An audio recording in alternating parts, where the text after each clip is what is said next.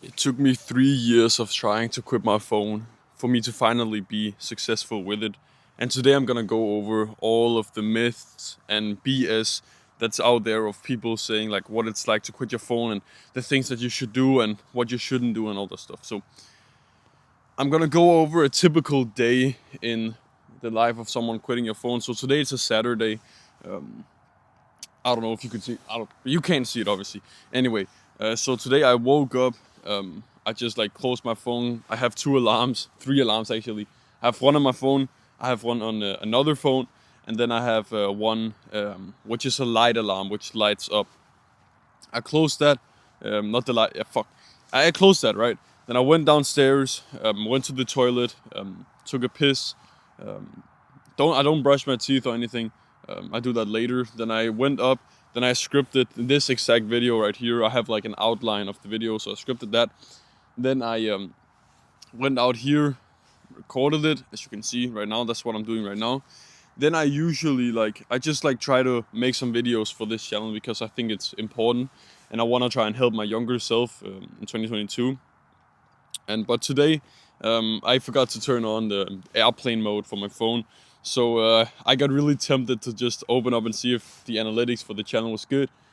They fucking suck. I don't know if you've seen the analytics for the channel so far, but it's the 8th of March for me right now. It's the 8th of March, and at this point of recording, I have 6 subscribers. But the reason why I have 6 subscribers is because I've made some videos on the channel previously. So I actually have 0 subs, and I've made I think this is the 19th video for the channel. And yeah, the analytics fucking suck. I've gotten like 2 views overnight, and it's like bullshit. It's like really unmotivating, and I got really frustrated yesterday because the views were so ass, and fuck, it was annoying. So anyway, then I walked up the stairs again, and then I started scripting the video, and then I whatever, right? And then usually after this, I'd like go to the gym, be with family, something like that, right? Um, anyway, so I'm gonna just like show you my screen time real quick. Okay, it's not really accurate right anyway. So today it's 7 minutes. Uh, doesn't really make sense to show now. Yesterday it was 55 minutes. But you can see like the top apps are like, it's literally my top app that I spent the most time on was 8 minutes on YouTube Studio, 7 minutes on school, 6 minutes on messages, 6 minutes on Discord, 6 minutes on phone, 3 minutes on notes, 3 minutes on Google, 2 minutes on camera, 2 minutes on blog, 2 minutes on this like marketplace app. It's like, then Thursday, this day was a bit higher, it was 2 hours and 6 minutes, but the top app was 23 minutes, and that's the Notion. That's where I take notes. That's where I make the outline for these videos and shit. Then I have 14 minutes on Drive, where I read this book called Astro Generation. Then I have 14 minutes on Gmail, where I read like Gmail from a guy who was giving me like tips and shit. So that's like 30 minutes of reading. Then 12 minutes on Google, 11 minutes on Discord, 10 minutes on ChatGPT, 9 minutes on school, 8 minutes on YouTube Studio, 7 minutes on notes, 6 minutes on phone. I hope you see a pattern here. And then the day after that, 45 minutes, and it's all like good. I hope you see a pattern here. It's like I still use my phone. I still spend time on my phone, but the time that I spend on my phone is spent doing something that's actually useful to me. It's not spent like brain rotting my brain. It's not spent consuming some bullshit. It's spent productively. It's spent reading. I was communicating with the community. I was calling, like spend some time calling. I've spent some time on messages. It's like it's all done for the benefit of me instead of like this phone is serving me. I'm not serving the phone. So as you can see, this is not like the other videos where the dude in the video has like edited the video, so it's like really stimulating. I just try and help my younger self, and I think these videos would have helped my younger self way more than the videos where it's extremely edited. And because like I'm trying to help you with your phone problem, and if I'm making highly stimulated videos, then that's not really helping you, right? Then I'm just like kind of making the problem worse. I'm making you feel like you're doing something productive by watching these videos, but in reality, it's not really helping. So I want to actually help my younger self, and I think this is the best way to do so. So the position that you're in right now, like you are probably, maybe you've had some thoughts of quitting. Maybe this is the first exposure you've ever had to a video like this. If it's the first exposure you've had to a video like this, then congrats, because damn, that's crazy that you can actually consume an unedited video like this, if it's your first exposure to it. But you've probably had some thoughts about quitting, right? And I've been in the exact same position as you. It took me 3 years to quit. Hopefully, by you watching this video, I can help you and make it the transition, whatever you call it, quicker than 3 years, because damn. So let's look at some of the myths that I've written down. So one of the myths is that you just need to change your environment and then your phone addiction will go away. Like, for example, if you throw away your phone, or you change your phone to a dummy phone, or you whatever, right? If you change your environment, then a lot of people say that, one sec. Then a lot of people will say that your phone addiction will go away because now you don't have any way of consuming, really. But it's just not fucking true. I've tried to change my environment. I've tried like deleting the apps, whatever.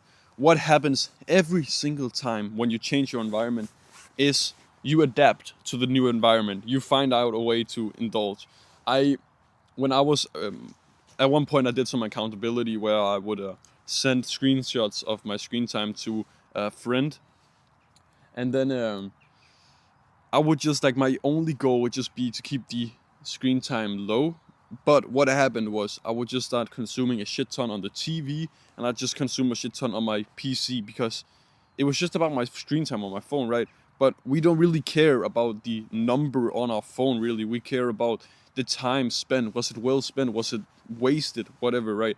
So it's not about like the actual time that you spend on your phone. It's about the quality, right? Are you serving your phone, or is your phone serving you?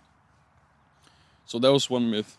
Another myth is that you just need to delete the apps. For example, if you are consuming a shit ton on TikTok, then you just need to delete TikTok and then your problem will be solved. That's another myth. It doesn't work. If you're scrolling on TikTok, if you're consuming a shit ton on TikTok, what happens then is you'll just start scrolling on Instagram. Then you'll scroll for Instagram for maybe a few months until you realize, oh wait, now I'm just using this like I did TikTok. Then you delete that. Then you just go onto YouTube. Then you just scroll YouTube Shorts. So it's like, it's just the exact same with changing your environment. And then let's say you also decide to delete YouTube.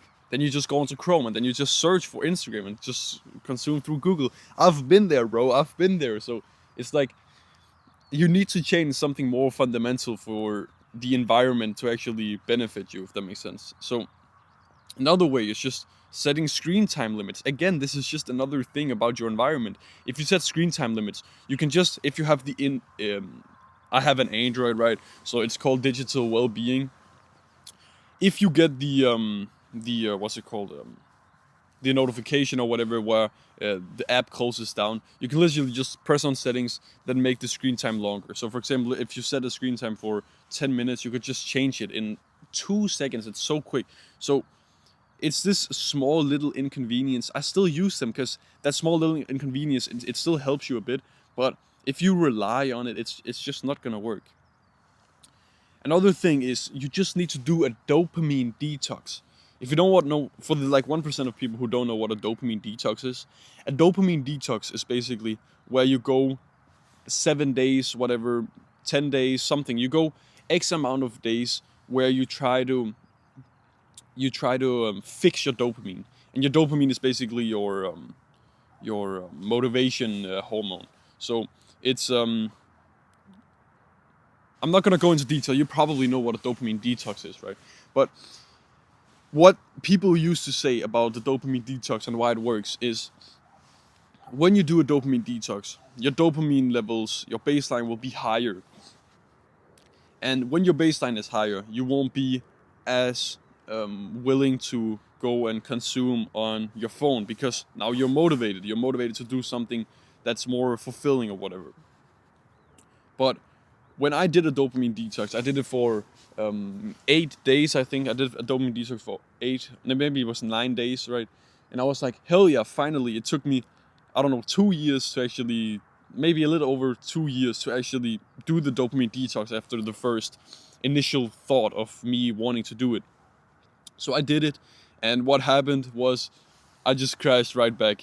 I just crashed right back to my consumption. So the dopamine detox, it doesn't work. If you're skilled and you've already quit once, then maybe I could see how it works. Right now, at the time of recording this, I'm doing something where for the next 7 days I watch zero YouTube content, I watch zero podcasts, I watch none of the what I would call beneficial content, because I just want to see what happens. So I'm just gonna do 7 days, and then I'm gonna go back to the watching YouTube, and then I'm just gonna try to see what like happens, right? So I'm also like I'm not where I want to be. I still want to like get better, and you can still improve. You can still like you can always improve your life, right?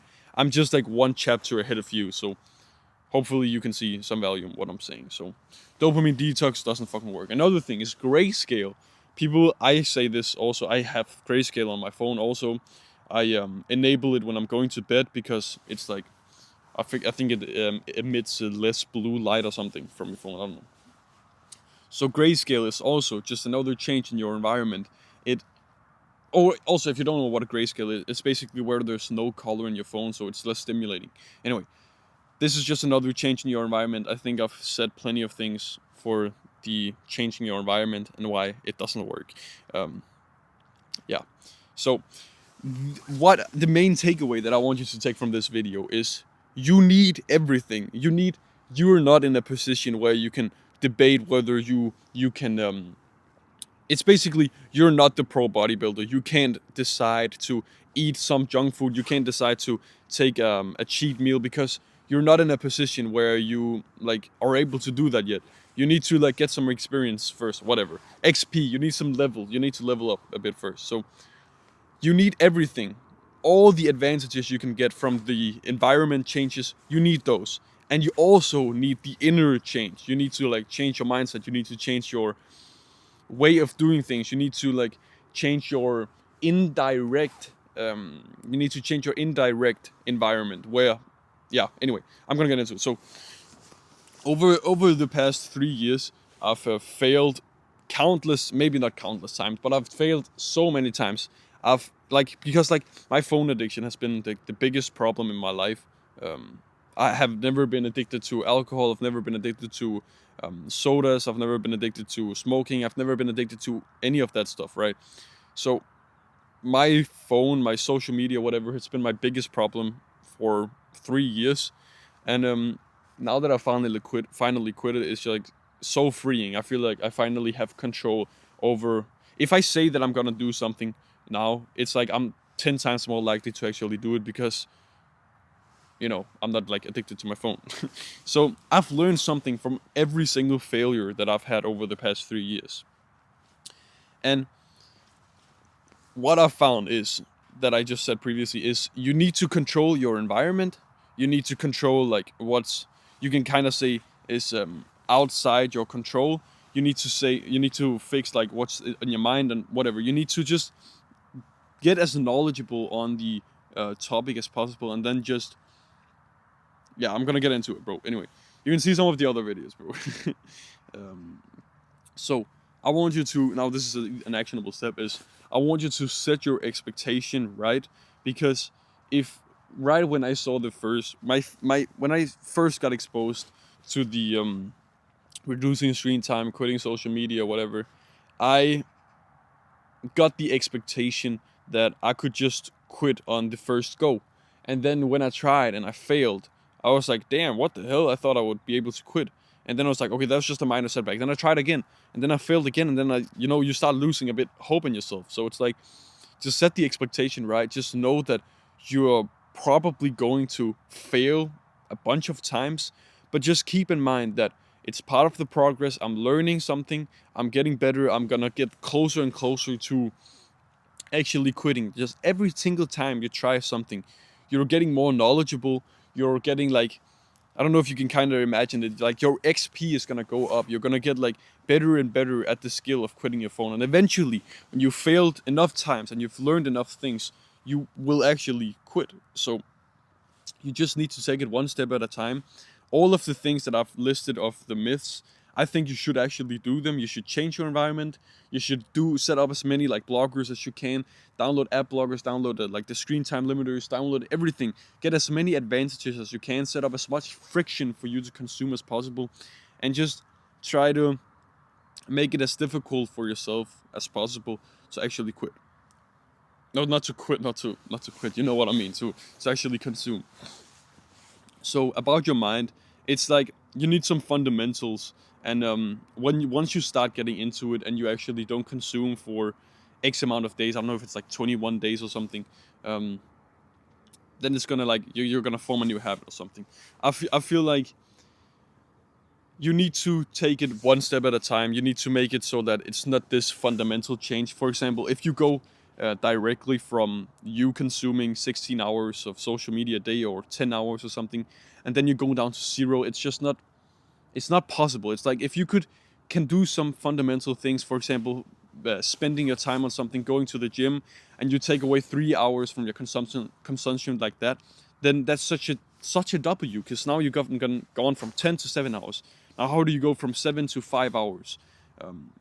You do something else. You know what I mean, right? You need to make decisions where the only way for you to where the only thing that can happen is your screen time go down.